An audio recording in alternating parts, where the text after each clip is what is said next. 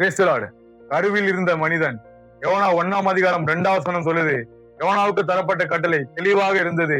நீ எழுந்து அந்த பெரிய நகரமாகிய நினிவேக்கு போ, அதற்கு விரோதமாக பிரசங்கி. நாம் தேவனின் குரலை அறியும் போது உன் சொந்த விருப்பங்கள் குறுக்கிடலாம். கர்த்தருடைய முகத்துக்கு விலகி தர்சீசுக்கு ஓடும்படிக்கு எழுந்தான்.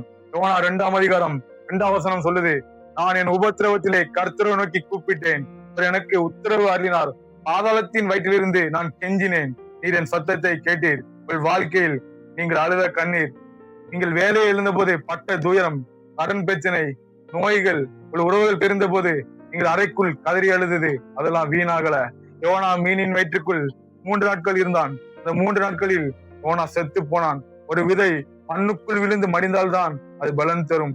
யோனா தன் பிடிவாதத்தை அந்த மீனின் வயிற்றுக்குள் வைத்து அடக்கம் செய்தான். அங்கே யோனாவுக்கு தெரிந்தது ஒன்றே ஒன்றுதான், இனி என் பலன் செல்லாது. அந்த மீனின் வயிற்றில் தேவன் உங்களை அணைத்து வைத்திருந்தார். மீனின் வயிறு என்பது ஒரு சிறைச்சாலை மட்டுமல்ல, அது ஒரு உபவாச அறை. மனிதர்கள் நம்மை தள்ளிவிட்டாலும், நம்முடைய பாவங்கள் நம்மை பாவத்தின் விளிம்பிற்கு இழுத்து சென்றாலும், அங்கேதான் தேவனுடைய இரக்கம் நம்மை தேடி வருகிறது. இருள் சூழ்ந்த அந்த இடத்தில்தான் யோனா ஜெபிக்க தொடங்கினான். நினிவேக்கு சென்ற பிறகும் யோனா மாறவில்லை. யோனா மீனின் வயிற்றுக்குள் இருந்த போதுதான் தான் செய்த தவறை உணர்ந்தார். அது உங்கள் கல்லறை அல்ல, அது உங்கள் பாதுகாக்க அது ஒரு கற்பப்பை. உங்கள் வாழ்க்கையில் நீங்கள் சந்திக்கும் நெருக்கடிகள் உங்களை அழிப்பதற்காக அல்ல, உங்களை செதுக்குவதற்காக. நாம் நினைப்போம் தேவனை விட்டு தூரம் ஓடினால் சுத்தி விடலாம் என்று. ஆனால் யோனாவை தேடி அந்த மீன் வந்தது போல உங்களை மீண்டும் அவரோடு சேர்க்க உங்கள் வாழ்க்கையில் ஏதோ ஒரு மீனை அவர் ஆயத்தம் செய்து வைத்திருக்கிறார்.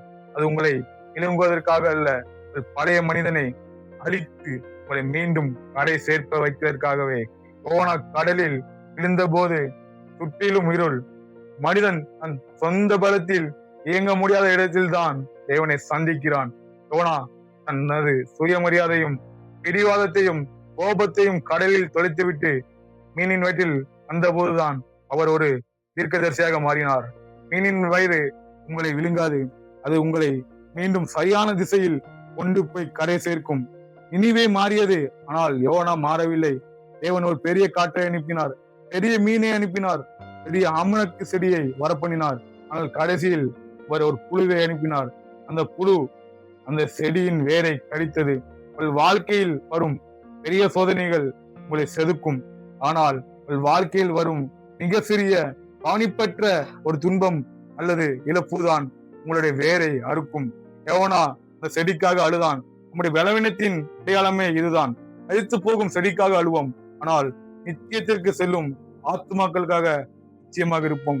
முதல் நாள் மனித சுயத்தின் மரணம், 2 நாள் ஒப்பு கொடுக்கப்படுதல், 3 நாள் புதிய மனிதனாக மீட்பு. மீனின் வயிறு உங்களை விழுங்காது, அது உங்களை மீண்டும் சரியான திசையில் கொண்டு போய் கரை சேர்க்கும். God bless you. Amen.